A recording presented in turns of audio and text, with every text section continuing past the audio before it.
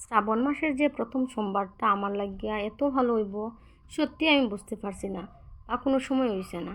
So hello everyone, আজকে নিয়ে আইছি সুন্দর আরেকটা ভিডিও।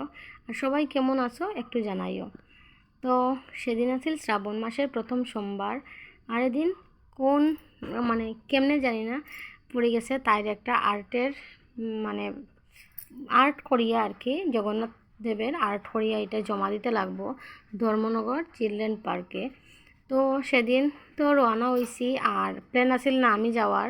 এর লেগে কইছি দেখো আমার ভাগ্যটা কীরকম, প্ল্যান আসিল না কিন্তু যাওয়া লাগছে। তো তাই আর আমি রওনা হয়েছি এই আর্ট পেপারটা জমা দেওয়ার লাগিয়া।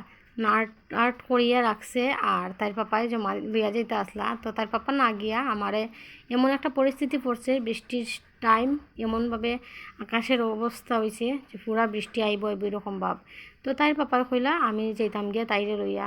তো নিজে তো মানে ইচ্ছা আসিল না, এরপরেও ভুলে গেছি শ্রাবণের যে সোমবার, এরপরেও আচ্ছা রওনা হইলাম। তাই আর আমি আর এই যে আর্ট করছে আমি ভাবলাম তো দেখাইতে পারতাম না, তো এখানের মধ্যেই দেখাইলাই। দেখিয়া কইও কীরকম হয়েছে আর্টটা, আমার তো খুবই ভালো লাগছে।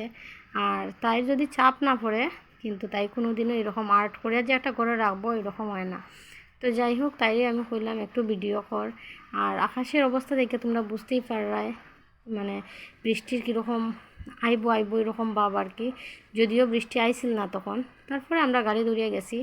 গাড়ি ধরে যাইতেও কিন্তু একটু বেজাল হয়েছিল, গাড়ি পাইছিলাম না। তো যাই হোক, আমরা আই গেছি এখানে, আইয়া দেখি চিলড্রেন পার্কে আইছি আর কি। আইয়া দেখি এত মানুষ, কোন সময় যে জমা দিমু। যাই হোক, জমা তো হয়েছে।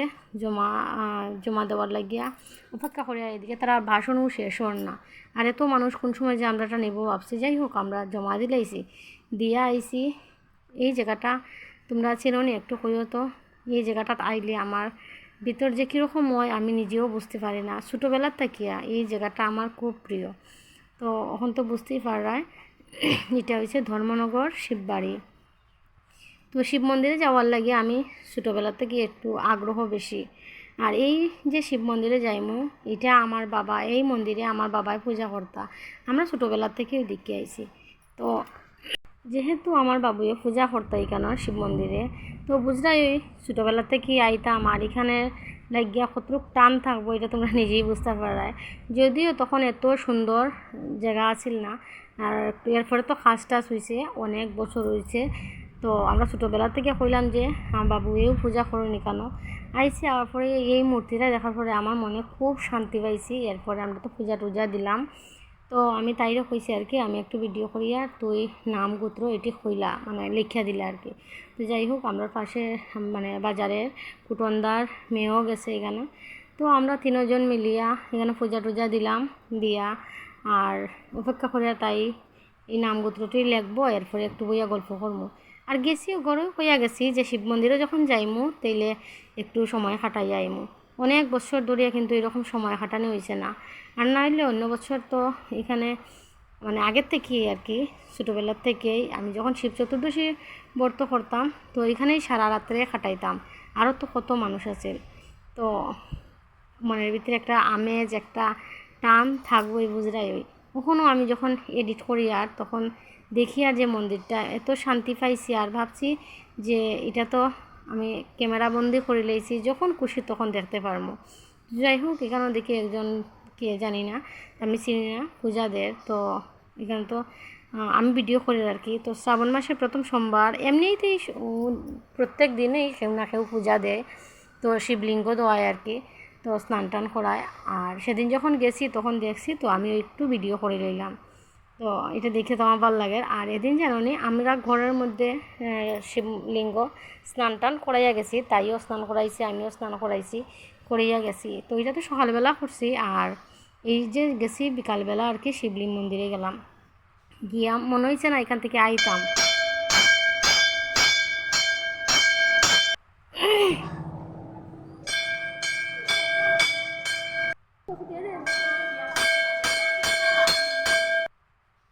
শিব মন্দিরে যাইমু আর ঘন্টা বাজাইতাম না এরকম তো হইতেই পারে না, ইচ্ছা করে।